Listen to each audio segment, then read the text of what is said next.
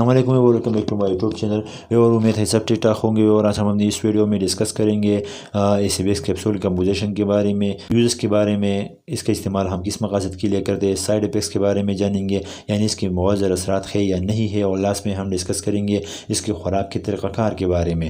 تو اس پورا معلومات کو حاصل کرنے کے لیے ویڈیو کو لاسٹ تک دیکھتے رہیے گا تاکہ مکمل معلومات حاصل ہو۔ اور چلتے ہیں اپنے ٹاپک کی طرف، جانیں گے ACBS کیپسول کمپوزیشن کے بارے میں، یعنی اس کے انگریڈینٹس کیا ہے، کون سے انگریڈینٹس میں شامل ہے۔ اس میں nicotinamide, retinol, riboflavin, thiamine, vitamin E, ascorbic acid, calcium pantothenate, cyanocobalamin اور فائروڈوکسین شامل ہے۔ تو یہ تھے اور ACBS کیپسول کے انگریڈینٹس۔ اب جانیں گے ACBS کیپسول کیا ہے۔ یہ ملٹی وٹامنس ہے جو ہم وٹامنس کی ڈیفیشنسی میں یوز کرتے ہیں۔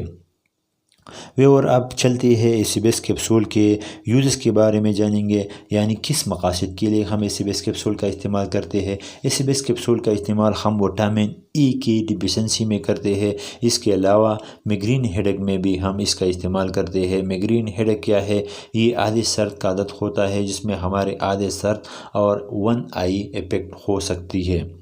اب ویور اس کا استعمال ہم وٹامن اے کی کمی میں بھی کر سکتے ہیں، کیونکہ وٹامن اے ہماری ویژن سے ریلیٹڈ ہے۔ جب ہمیں وٹامن اے کی ڈیفیشنسی پیدا ہوتی ہے تو ہمیں ویژن کی پرابلم ہو سکتی ہے، جیسے ہمیں نائٹ بلائنڈنس یعنی رات کے وقت کسی چیز کا نظر نہ آنا۔ اس کے علاوہ ہماری کارنیا ڈرائی ہو سکتی ہے جس سے ہمیں ویژن کی مختلف بیماریاں پیدا ہو جاتی ہے۔ تو اس سے بچنے کے لیے ہمیں وٹامن اے کا استعمال ضروری کرنا چاہیے۔ اس کے علاوہ ہم اس کا استعمال سکن ڈیزیزز، وونڈ ہیلنگ، نیورولوجیکل ڈس آرڈر میں بھی کر سکتے ہیں۔ تھوڑا سا ڈسکس کریں گے نیورولوجیکل ڈس آرڈر کیا ہے، جس میں Parkinson disease, Alzheimer, multiple sclerosis, epilepsy اور اسٹروک جیسے بیماریاں شامل ہیں۔ تو یہ تھے ویور نیورولوجیکل ڈس آرڈر جس میں ہم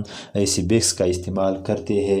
اب جانیں گے اور اس کے سائیڈ افیکٹس کے بارے میں، یعنی وہ کون سے مؤثر اثرات ہیں جو ACBS کیپسول کے استعمال سے ہمارے جسم میں پیدا ہو سکتے ہیں۔ اس میں شامل ہے ڈرائی ماؤتھ یعنی ہمارے منہ کا خشک ہو جانا، فیلنگ ترس، پیاس لگنا، سور ماؤتھ، منہ کی السر، بلڈ ویژن، نظر کا دھندلا ہو جانا، ڈرائی سکن ان لپ، ہمارے جلد اور ہونٹوں کے خشک ہو جانا اور ہیڈیک ہونا، یہ سائیڈ افیکٹس ہے ACBS کے۔ اب ویور جانیں گے ACBS کیپسول کی طریقہ استعمال کے بارے میں، یعنی اس کا استعمال ہم کس طرح کر سکتے ہیں۔ تو اس کیپسول کو منہ کے ذریعے استعمال کریں، دن میں 1 کیپسول روزانہ کھانے کے بعد استعمال کریں، یا اپنے ڈاکٹر سے ضرور مشورہ کریں۔ تو اور آج ہم نے ACBS کیپسول کے بارے میں معلومات حاصل کی۔ امید ہے آپ کو یہ ویڈیو پسند آئی ہوگی اور آپ اس میڈیسن کے صحیح استعمال کے بارے میں آگاہی ملی ہوگی۔ اگر آپ کو ویڈیو پسند آئی ہو تو لائک اور سبسکرائب کرنا نہ بھولیے۔ Thanks for watching.